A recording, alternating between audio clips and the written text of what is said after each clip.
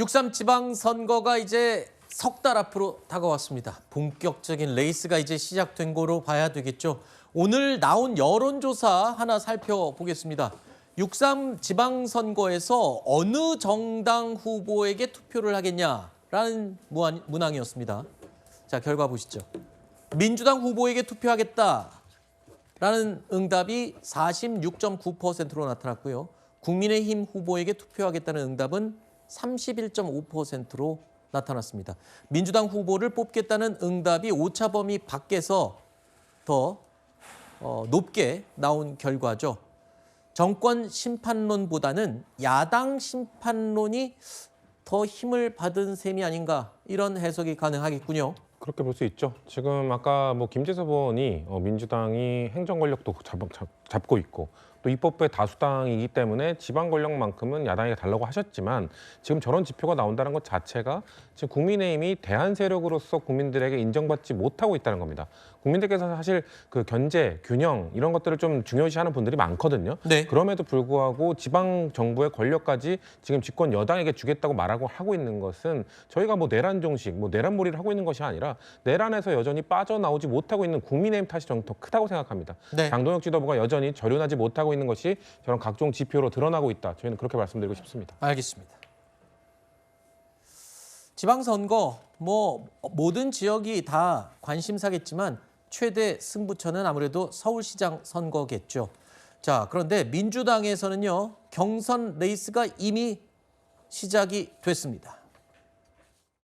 행정, 정치, 글로벌을 두루 갖춘 삼박자 후보 김영재입니다. 저는 구청장 2번, 그리고 청와대 2번, 그리고 국회 2번 하고 있습니다. 최선을 다하겠습니다. 군인권센터 활동가로 일했었던 김형남입니다. 살 수 있는 서울, 그리고 당신을 닮은 시장 후보로서 함께 하고자 합니다. 서울 주민 박주민이라고 합니다.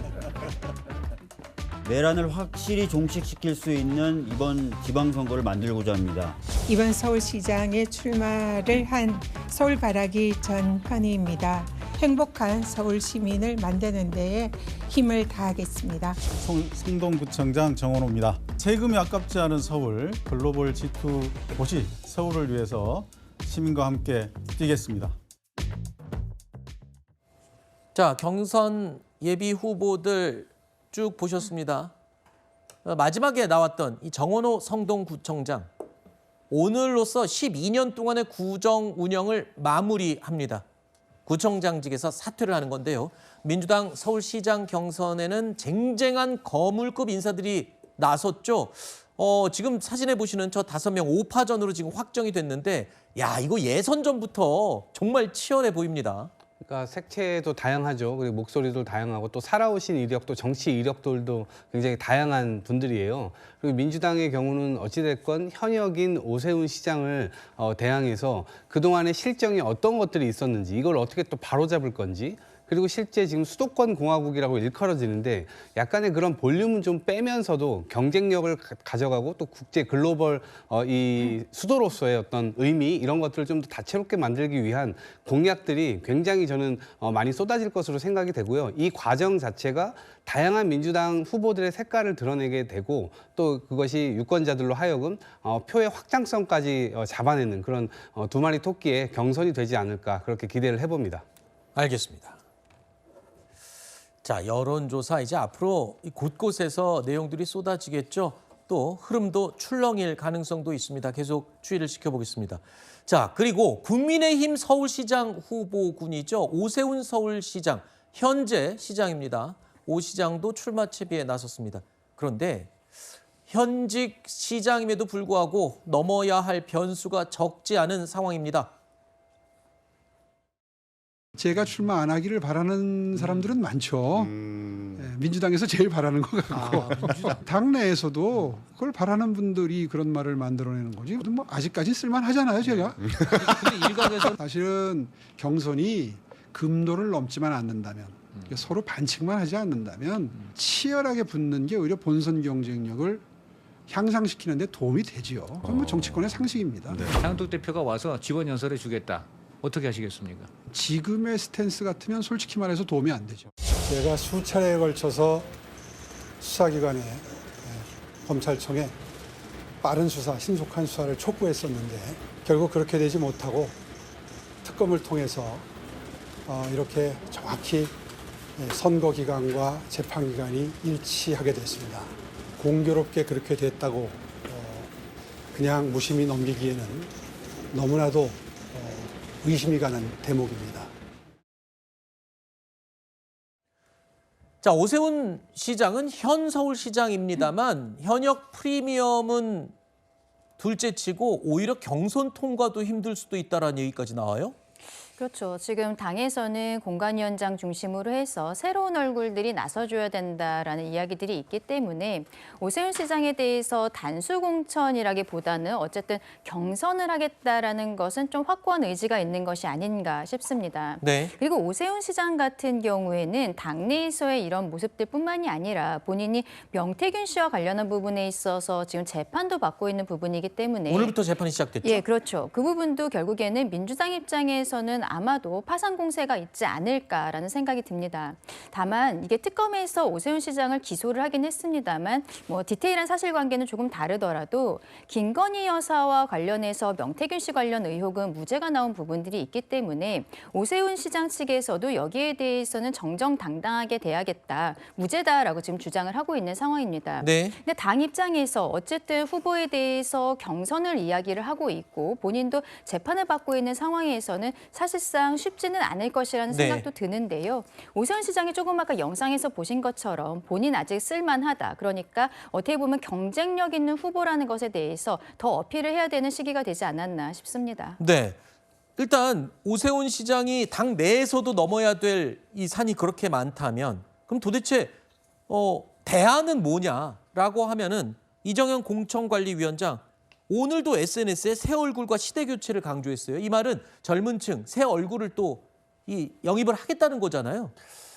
이정현 공관위원장이 이렇게 세대 교체 네. 또 기존에 있는 현역 단체장들에 대한 물갈이를 예고하고는 있지만 현실적으로 그게 이루어질 수 있을까? 저는 굉장히 회의적으로 봅니다. 물갈이 자체가 오세훈은 아니다 이런 이미지 아닌가요? 메시지 아닌가요? 뭐 그렇죠. 그러나 공천관리위원장이 무소불위의 권력을 갖고 공천을 확정 지을 수 있지는 않거든요. 그렇죠. 관리를 하는 거지 누군가를 낙점할 수 있는 자리가 아니고 아하. 더군다나 과거 같으면 뭐 당내 리더십이 굉장히 확고한 경우에 당대표나 공천관리위원장이 그런 정도의 권한을 행사할 수 있었지만 지금 그런 상황인가에 대해서는 전 회의적으로 보기 때문에 아무리 이 현역 시장들이나 단체장들을 흔들려고 한다고 하더라도 쉽게 흔들리지 않을 거다 이렇게 보는 거죠. 뭐 부산시장이라든가 서울시장이 지금 다선 단체장이에요. 나머지는 뭐 경북지사를 제외하고는 2021년에 처음 된 분들이란 말이에요. 네. 현역에 대한 아무리 뭐 이제 뭐 물갈이 여론을 강화한다고 하더라도 지금 제가 보기에는 이정현 위원장이 생각하는 것 정도의 물갈이가 가능하겠느냐, 좀 회의적입니다. 네. 국민의힘도 이 서울시장 선거 경선 레이스가 시작됐습니다. 어떤 인물들이 출사표를 던졌을까요? 확인해 보시죠. 저는 대한민국의 심장 서울을 지키고 다시 일으키는 긴 싸움을 시작하려 합니다. 지금이야말로 변화에 끌려가는 것이 아니라 변화를 주도하는 리더로 선수를 교체할 때입니다. 저 윤희숙은 보수 정치의 진짜 실력을 보여드리겠습니다.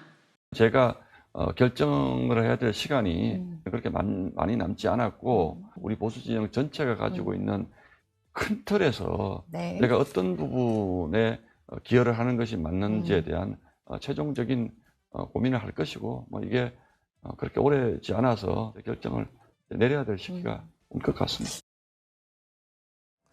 오늘 윤희숙 전 의원이 공식적으로 서울시장 출마를 선언을 했습니다. 그리고 들으신 것처럼 신동욱 최고위원도 조만간 이제 출마 결단을 내릴 뜻을 내비친 겁니다.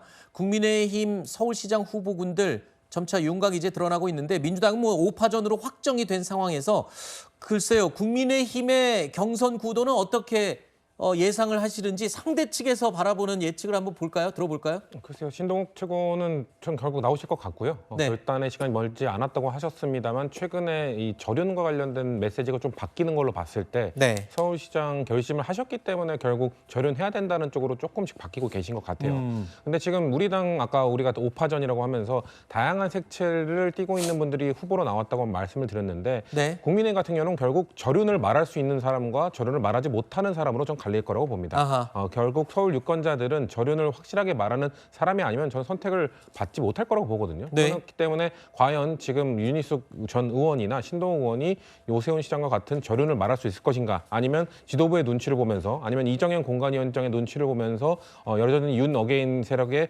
눈치를 보는 끝까지 그런 결정을 할 것인가가 저는 결국 그 서울시장, 국민의힘 서울시장 후보들을 구분하는 그 기준이 될 거라고 보고 있습니다. 네. 자, 국민의힘은요. 그런데 지금 지지율 충격에서 벗어나지 못하고 있습니다. 쉽게 분위기가 사그라들지 않고 있는데요. 오늘 나온 정당 지지도 조사 결과를 하나 보겠습니다. 민주당은 45.9%, 국민의힘은 26.4%로 나타났습니다. 양당 지지율 격차 보시는 것처럼 19.5%포인트 차이가 납니다. 국민의힘의 노선 변경 같은 확고하고 확실한 대대적인 변화가 없이는 지금의 지지율 격차를 좁히기 힘들어 보인다라는 분석이 있던데 동의하시나요? 이번 여론조사 같은 경우에는 국민의힘 이른바 당권파들이 얘기하는 ARS 여론조사였음에도 불구하고 격차가 크게 벌어졌습니다. 네. 당권파들은 전화면접조사의 경우에는 대체로 샤이 보수가 존재하기 때문에 지지율이 낮게 나오고 ARS 조사에서는 그래도 선전하는 결과들이 나온다라고 위로했었는데 실제 ARS 조사에서도 격차가 계속 벌어지는 모습이에요. 저는 지난 2월 중에 있었던 여러 가지 정치적인 사건들로 인해서 이런 현상이 빚어지고 있다고 생각합니다.